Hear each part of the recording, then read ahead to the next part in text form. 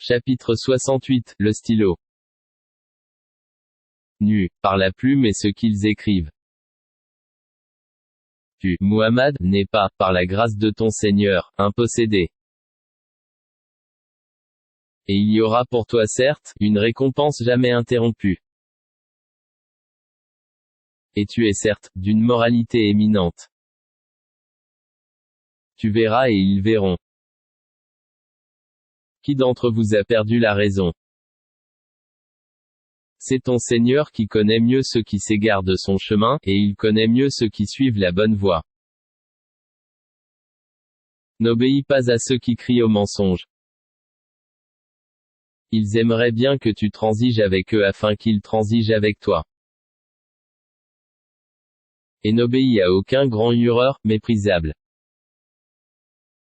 Grand diffamateur, grand colporteur de médisance. Grand empêcheur du bien, transgresseur, grand pécheur. Au cœur dur, et en plus de cela bâtard. Même s'il est doté de richesses et, de nombreux, enfants. Quand nos versets lui sont récités, il dit, des contes d'anciens. Nous le marquerons sur le museau, nez. Nous les avons éprouvés comme nous avons éprouvé les propriétaires du verger qui avaient juré d'en faire la récolte au matin. Sans dire, si Allah le veut. Une calamité de la part de ton Seigneur tomba dessus pendant qu'il dormait. Et le matin, ce fut comme si tout avait été rasé. Le lendemain, matin, ils s'appelèrent les uns les autres. Partez tôt à votre champ si vous voulez le récolter. Ils allèrent donc, tout en parlant entre eux à voix basse. Ne laissez aucun pauvre y entrer aujourd'hui. Ils partirent de bonne heure décidés à user d'avarice envers les pauvres, convaincus que cela était en leur pouvoir.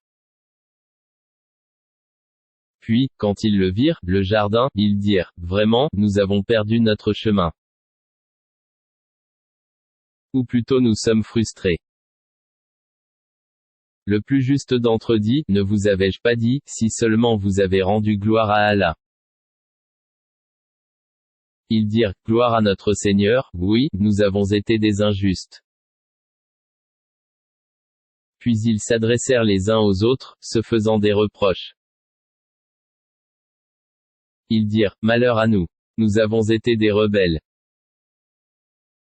Nous souhaitons que notre Seigneur nous le remplace par quelque chose de meilleur.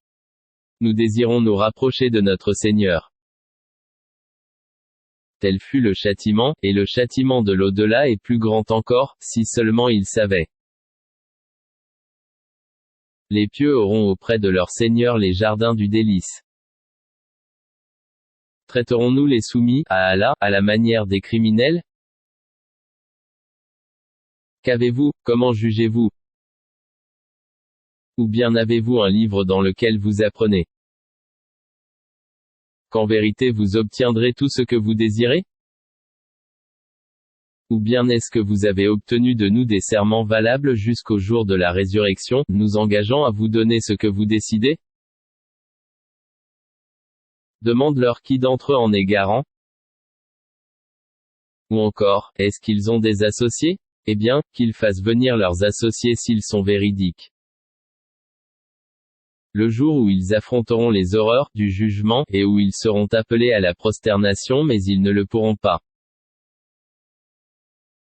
Leurs regards seront abaissés, et l'avilissement les couvrira. Or, ils étaient appelés à la prosternation au temps où ils étaient sains et saufs. Laisse-moi donc avec quiconque traite de mensonge ce discours, nous allons les mener graduellement par où ils ne savent pas.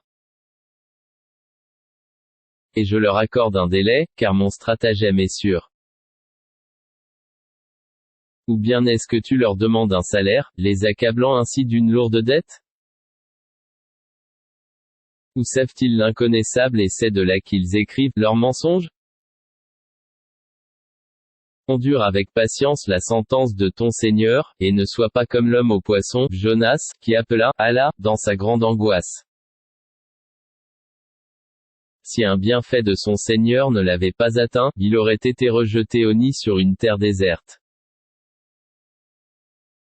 Puis son Seigneur l'élut et le désigna au nombre des gens de bien. Peu s'en faut que ceux qui mécroient ne te transpercent par leur regard. Quand ils entendent le Coran, ils disent, il est certes fou. Et ce n'est qu'un rappel, adressé au monde.